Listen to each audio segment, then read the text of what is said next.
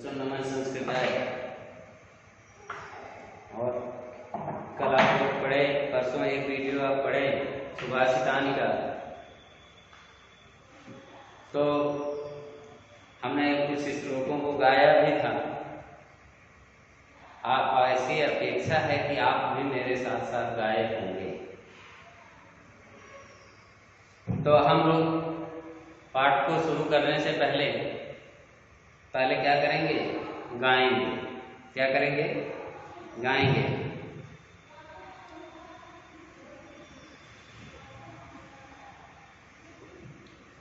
दरिद्रता धीरतया विराजते, कुरूपताशीलतया विराजते, कुभोजनं चाउषणतया विराजते, कुवस्त्रता शुभ्रतया विराजते। आप पढ़े भाई। अब हर श्लोक बढ़िया से नहीं गाया जा सकता, सबके सब में अलग अलग छंद हैं, और कुछ छंद ऐसे हैं जो गेय होते हैं और कुछ गेय नहीं होते। जैसे हिंदी में आप चौपाई वगैरह बहुत सी ऐसी पढ़ते हैं जो गले में बहुत बढ़िया से गाई जा सकती है। कुछ ऐसी कविताएं कवियों की जिसको गाना संभव ही नहीं। तो ये अलग अलग छंदों की देन होती है। अगला श्लोक दूसरा देखिए, इसको आप गा सकते हैं।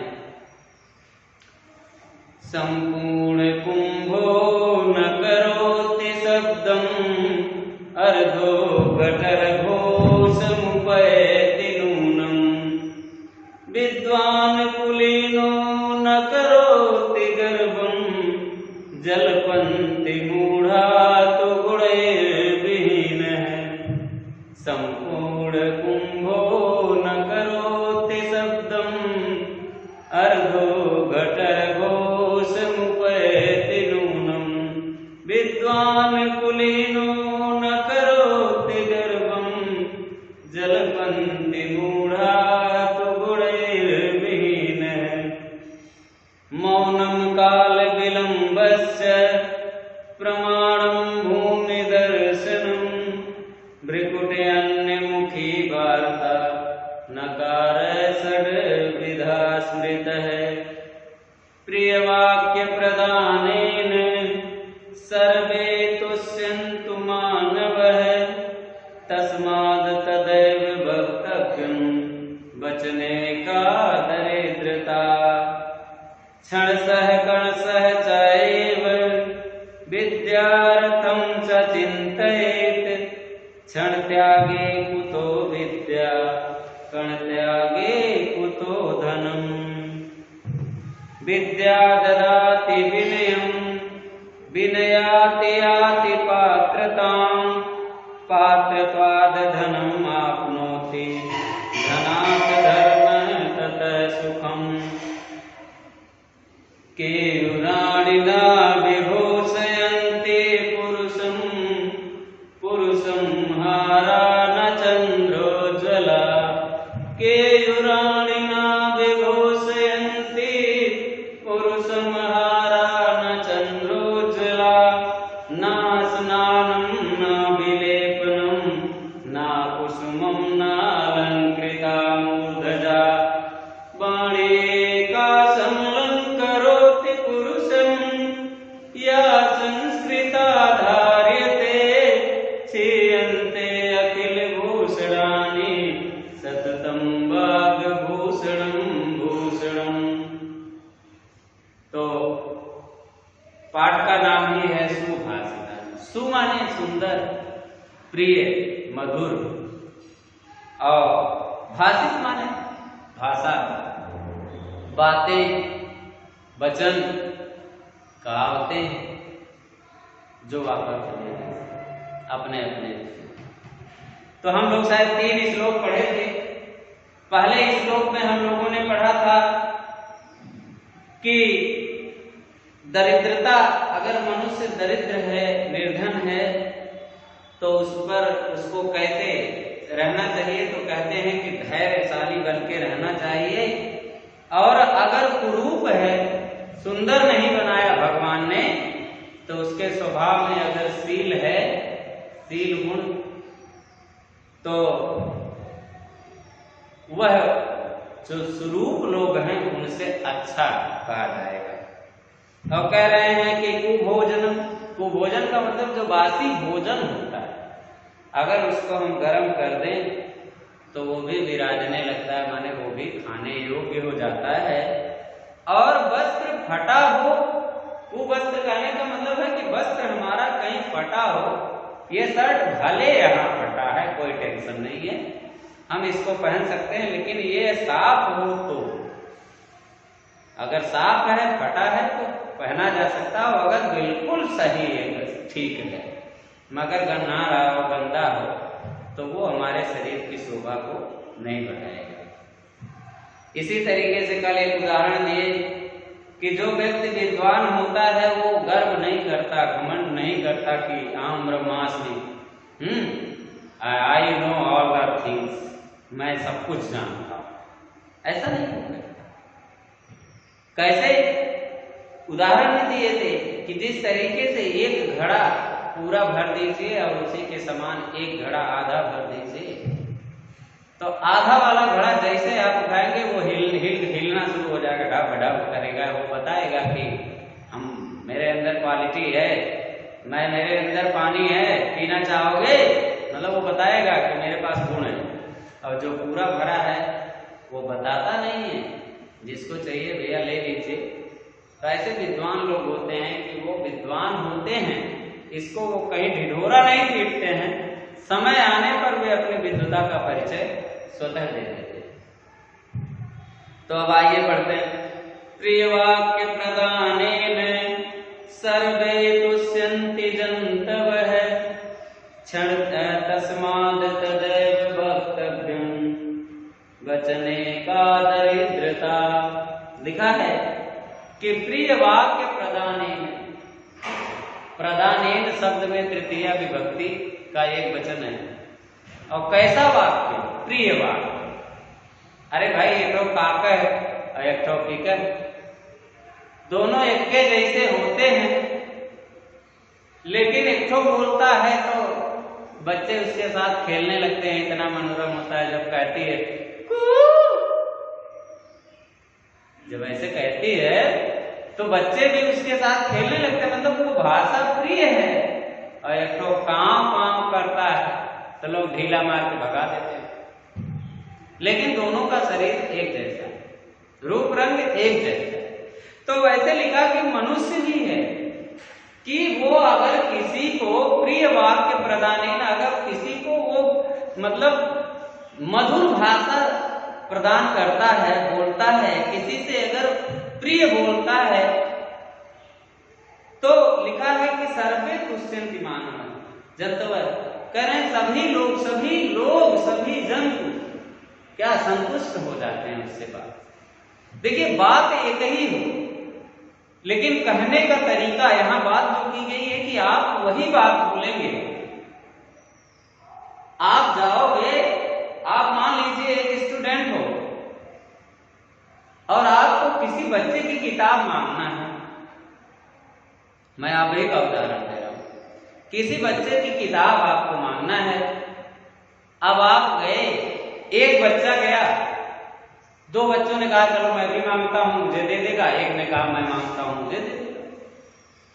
तो पहला वाला गया, कहा हे फलनवा तनी आपन की तबिया मैं दे देता हूं, आज हम घरे ले जाओ, ले आओ, दे दे। तो का कही हम ना दे बात किताब हमें पढ़े के कतई हम दे ना सकित तुम्हें, इस नाते कि आपने उसको प्रिय वाक्य प्रदान किया ही नहीं, आपकी वाणी उसकी आत्मा को जाके प्रभावित की ही नहीं, खुश नहीं कर पाई, इसलिए वो आपको नकार दिया। दूसरा वाला गया, कहा भाई साहब यार अगर आज अपनी यही पुस्तक हमको दे देते तो मेरा थोड़ा छूट गया है लिखना, लिख लेते, आपकी बड़ी कृपा होती और बहुत अच्छा होता दोस्त, दे दो, कभी जरूरत पड़ेगी मैं भी तुम्हारा साथ दूंगा। तो अगले के मन में देखिए ये प्रिय वाक्य है, अगला भी सोचेगा देखो ये व्यक्ति कितना बढ़िया से बोल रहा है, मांग रहा है। अगला क्या, अच्छा है ले जाओ, नो टेंशन, ले जाओ तुम आज अपना कर लो, कोई बात नहीं।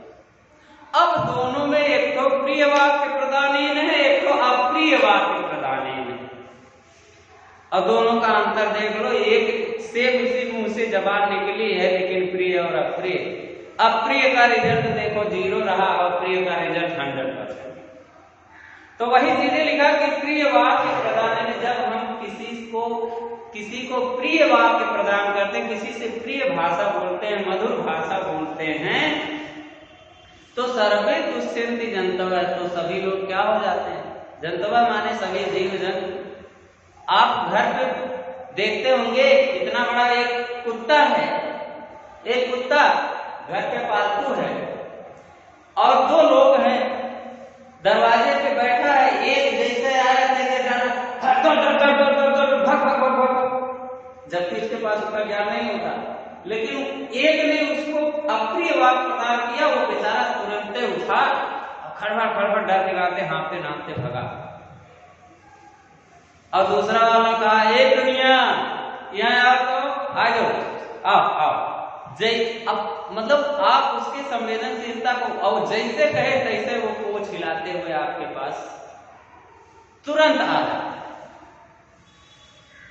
अब सोच लीजिए कि जब जानवरों में इतनी संवेदनशीलता है, जानवरों में जब इतनी संवेदनशीलता है तो मनुष्यों में क्यों नहीं, मनुष्यों में भी होती है। तो अगर हम अंतर बता रहे हैं कि प्रिय वाक्य क्या होता है और अप्रिय वाक्य क्या होता है, तो प्रिय वाक्य प्रदानेन सर्वे तुष्यन्ति माने सभी जीव जंतु संतुष्ट हो जाते हैं। और तस्मात् तदैव, तस्मात् माने तो, तदैव तदा धन एव, तो हमें ही वक्तव्य माने बोलना चाहिए, तो हमें कहना चाहिए। क्या कहना चाहिए, अप्रिय कहना चाहिए, तो हमें हमेशा प्रिय ही बोलना चाहिए। और क्या होता है, वचने का दरिद्रता, क्योंकि बोलने में कैसी दरिद्रता, लास्ट में लिखा सूक्ति वचने का दरिद्रता। अरे भैया आप किसी का कुछ ले नहीं सकते हो, जो जिसका है उसी का रहेगा, लेकिन बोलो तो कम से कम ठीक से। बोलने में हमें दरिद्रता नहीं दिखानी चाहिए। बोलने की दरिद्रता क्या होती है कि जैसे बाबा की तबीयत है, तो ये दरिद्रता है बोलने में। आप बोलने में कम से कम धनी बोलिए। तो इस श्लोक का ये अर्थ है। अब आइए आपके लिए एक अगला श्लोक, क्षण सह कण सह चाइव विद्यार्थं च चिन्तयेत्, क्षण त्यागे कुतो विद्या कण त्यागे कुतो धनम। अब देखिए लिखा है क्षण, क्षण किसकी इकाई है, कहते हैं ना एक क्षण के लिए आ जाएगी। क्षण समय की इकाई, समय का बहुत छोटा सा हिस्सा, बहुत छोटा part, a very short part of the time is called in Sanskrit क्षण। मतलब क्या कि समय का बहुत छोटा सा सबसे छोटा पैमाना क्षण, जिसको सेकंड वकंड कह लीजिए आज के समय में। तो कह रहे हैं क्षणशः और कणशः। और कण क्या होता है, किसी भी चीज का बहुत छोटा हिस्सा, किसी भी चीज का, चाहे पैसे का ही बहुत छोटा हिस्सा, थोड़ा हिस्सा, ये क्या होता है, कण। और कह रहे हैं चाहे अविद्या और अर्थम। अब देखिए यहाँ अर्थ निकलेगा क्षणशः विद्या कणशः अर्थम, चूंकि अर्थ माने धन, अर्थ क्या है, वस्तु, अर्थ क्या है, वस्तु। तो कह रहे हैं, अभी हमने कण को वस्तु कहा, कण माने किसी भी वस्तु का छोटा हिस्सा। तो कह रहे हैं क्षणशः विद्या कि हमें प्रत्येक क्षण विद्या अर्जन करना चाहिए। कुछ सीख, विद्या अर्जन माने हमारा ये कहने मतलब नहीं कि हमेशा हर क्षण की तबीयत लेके बैठे रहो। सीखना कोई जरूरी नहीं है कि हमेशा sine square theta plus cos square theta पढ़ेंगे तब सीखना। सीखना आप खेत में है वहां भी सीख सकते हैं, रो रास्ते में है वहां भी सीख सकते हैं, हर जगह आप सीख सकते हैं, कहीं वातावरण से सीख सकते हैं, कहीं रोड पर किसी व्यक्ति से कुछ सीख सकते हैं, सिखा सकते हैं। तो यहाँ लिखा कि क्षणशः विद्या, लिखा है क्षणशः विद्या चिंतयेत्, हमें हर क्षण कुछ न कुछ सीखने की चिंता करनी चाहिए। और कणशः अर्थम, और हमें बहुत छोटा हिस्सा ही सही लेकिन कण कण करके अर्थम चिंतयेत् माने अर्थ की, अर्थ माने धन की चिंता करनी चाहिए। मतलब कहने का कि हमें अपने जिंदगी में हम बहुत कमाते हैं, हम रोज 1000 कमाएं, लेकिन अगर शाम को हमारे जेब में 10 रुपया उस 1000 में से ना बचे, तो जो 100 रुपये कमा करके 10 बचा लेता है वो आपसे अच्छा है। आप जान लीजिए कि वो 100 कमाया और 10 बचा लिया, वो आपसे अच्छा है, क्योंकि वो 10 आज बचा लिया, फिर कल 100 कमाएगा, फिर 10 बचा लेगा। तो वो 2 दिन में 200 कमा के 20 बचाया, अब आप 2 दिन में 2000 कमा 0 बचाए। क्यों? क्योंकि आप 2000 कमाए तो आपका खर्चा है, रोज आपको कम से कम 600 रुपए के 100 शराब की बोतलें चाहिए, 400 रुपए है साग सब्जी और अनाज शनाज की चीजें आप खरीदेंगे। तो वो अच्छा है कि जो 100 कमाया और 90 में अपना खर्चा चलाया और 10 बचा लिया। अब अगर भविष्य में दिक्कत हुई, मान लो किसी को सांप काट लिया उसके घर में, तो आप 1000 कमाते हो तो भी आपको दूसरे के हमने भैया हमने लड़का कीड़ा काट ले लिया, तनकी बाबू ऐसा करा जल्दी से 2000 दे दे, आप सब लोग धिकारेंगे, बताओ इतना पैसा कमाता है लेकिन इसके पास चवन्नी नहीं, इस कमाने पे लानत। लेकिन जो कम कमाता है उसके साथ ऐसा अगर हो गया तो उसको मांगने की जरूरत नहीं है, वो जब तक मांगेगा तब तक लेके डॉक्टर के यहाँ पहुंच जाएगा समय से और उसका बच्चा बच जाएगा। अब आप जब तक पैसा मांगोगे घर घर जाके तब तक आपका बच्चा गायब हो जाएगा। मैं किसी को दुआ नहीं दे रहा हूं, मैं एक उदाहरण प्रस्तुत कर रहा हूं आपके सामने कि क्षणशः कणशः चाहे एवं विद्या अर्थम च चिंतयेत्, कि हमें प्रत्येक क्षण विद्या अर्जन की, सीखने की चिंता करनी चाहिए और बहुत किसी भी वस्तु का बहुत छोटा हिस्सा है उसको बचाने की चिंता करनी चाहिए। अब आगे लिखा कि क्षण त्यागे कुतो विद्या, अब जो अपना क्षण गंवा दिया, जो अपना समय गंवा दिया, कुतो विद्या, उसको ज्ञान कहाँ से मिलेगा। और कण त्यागे कुतो धनम, और जो अपना छोटा सा हिस्सा अपनी कमाई का नहीं बचा पाया, कुतो धनम, उसके पास धन कहाँ से बचेगा, अर्थात नहीं बचेगा। तो बच्चों आज के लिए बस इतना ही, 2 ही श्लोक, शेष 2 श्लोक अगले दिन आपको पढ़ाए जाएंगे और इस श्लोक का गायन आप जरूर करें, क्योंकि जब गायन करेंगे तो मान के चलिए अर्थ जानने के बाद जब श्लोक आप गाने लगेंगे तो फिर वो कभी आपको भूलेगा नहीं। तो धन्यवाद, आज के लिए बस इतना ही।